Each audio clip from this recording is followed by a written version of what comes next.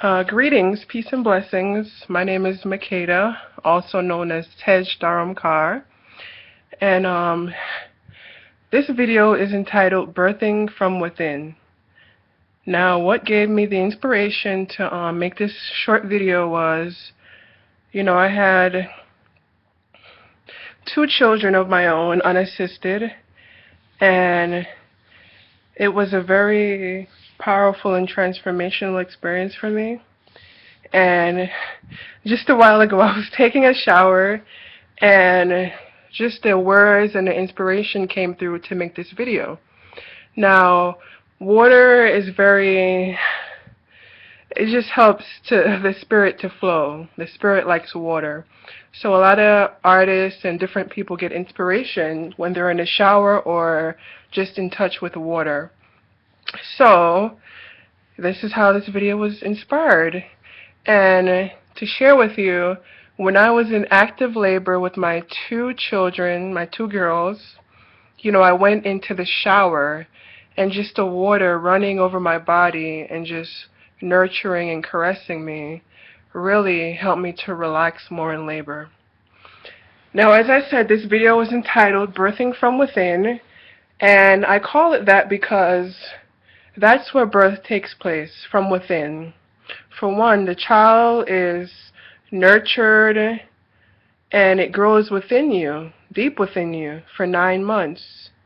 And that process might have started in your mind, deep within your mind. You might have had the wanting, the desire to have a child, and you acted upon that and it manifested in your womb. So it came from deep within you, and that's where you give birth from. Now, from my experience, there are a few things that you can do to make pregnancy and the birthing process, a little easier. For one, you want to try to be in tip-top shape and condition physically. And one way to ensure that is through your diet. So you want to actually adopt a whole foods, living foods, and optimally a vegan diet if you can. If you're not vegan, all you need to do is try to eat as many alkaline forming foods as you can and as much plant-based foods as you can, even if you're including, maybe fish or some kind of meat in your diet. You want to keep that to a minimum. And like I said, you want to adopt this diet before you're actually pregnant, because you want to prepare the body, you want to detox the body, and you want to nourish the body before you're actually with the child. And the reason for this is because when you change your diet, you can actually, when you change to a more healthful diet, you can go through like a cleansing or a detoxing phase. And if you're pregnant and you change your diet, what can happen is a lot of those toxins that you're detoxing can cross the placenta, and actually the child can absorb it. So it's best to change your diet before you're actually pregnant. And, if you're already pregnant, you can still change your diet, but do it gradually so you're not going through like a sudden and massive detox. You want to eat as much green foods as you can, like kale and broccoli, whatever green, you want to eat that. Because the blood is the heme molecule is almost identical to the chlorophyll molecule, which is found in, green foods. So anything green is very blood building and purifying and strengthening.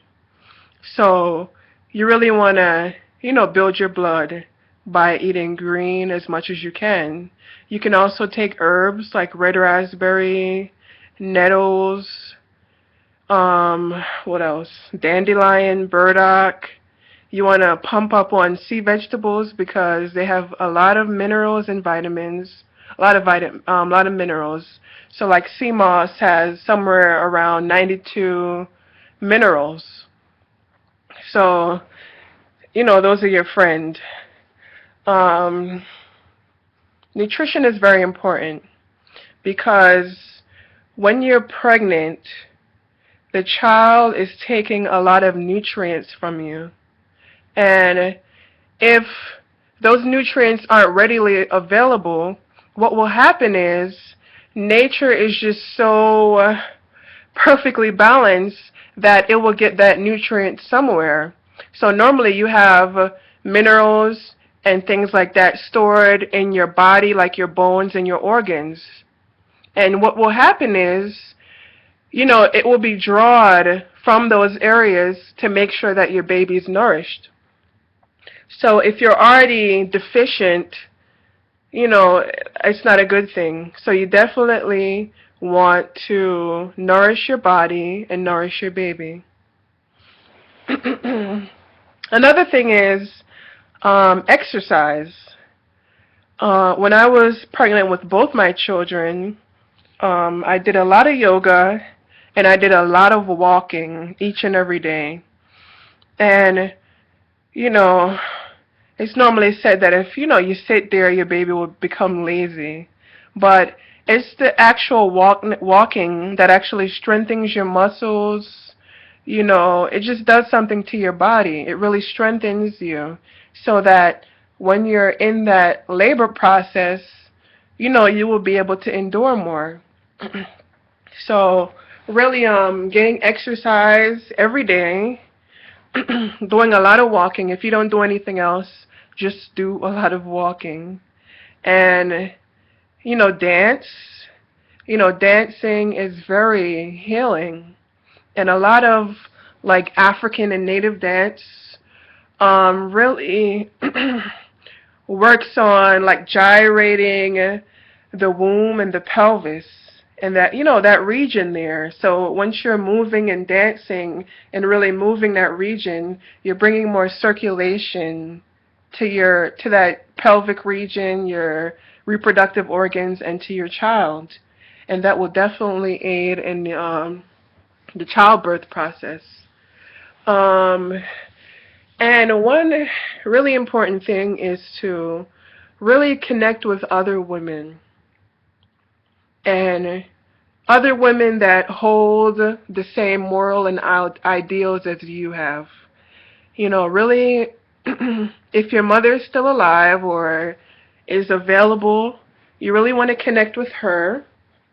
And if the relationship is not the best, you try to mend that motherly relationship so you can have that support during your pregnancy and labor.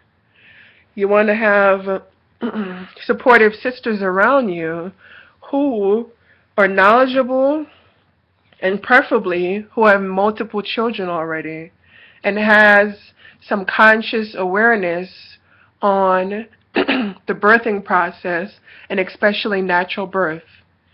If you really want to raise a healthy child,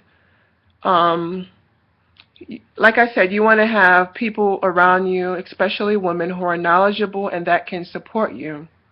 If you want to have a child that's mostly on a plant-based diet, it's good to have other women around you who have already done this and have experience that can also guide you. Because the best teacher is experience. So if you have experienced women around you that you can call on to help you with any issues that you have, you'll be more likely to succeed and continue on your journey. You want to have people around you, sisters, if this is your choice. If you want to have a child that is not vaccinated or drugged up, you want to have women around you who have that experience, who are raising children in that manner, because, they will have knowledge about different herbal remedies and different foods to give your child when, illness might occur. And just naturally, it's just natural to have that feminine energy around you to support you and nurture you through your pregnancy, through childbirth, and actually through motherhood and raising your child. What else? Also, for me, with my child Arishana, at first, this is my first home birth, and I did a lot of meditation, and in the process I was looking for a midwife because I decided that I wanted to have a home birth. But in the process and meditating and just getting clarity from spirit, I realized that I was capable of having an unassisted home birth. So what you want to do, an unassisted home birth is basically a home birth without, what they call trained medical professionals. So without a midwife or a doctor present. It was just myself and the father of my children that were present to deliver the children. And actually they delivered themselves because the body innately knows what to do, and if you trust it and allow, it would just do what is most natural to it. And yeah, so I was guided to actually go through with an unassisted home birth. And I bring this point up because you really want to be in touch with your spiritual side and your spirit.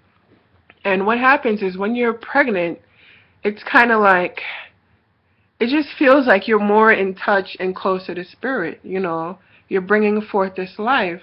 So you do want to practice meditation to be able to be relaxed, not just during the delivery of your child, but also through the pregnancy and carrying the child.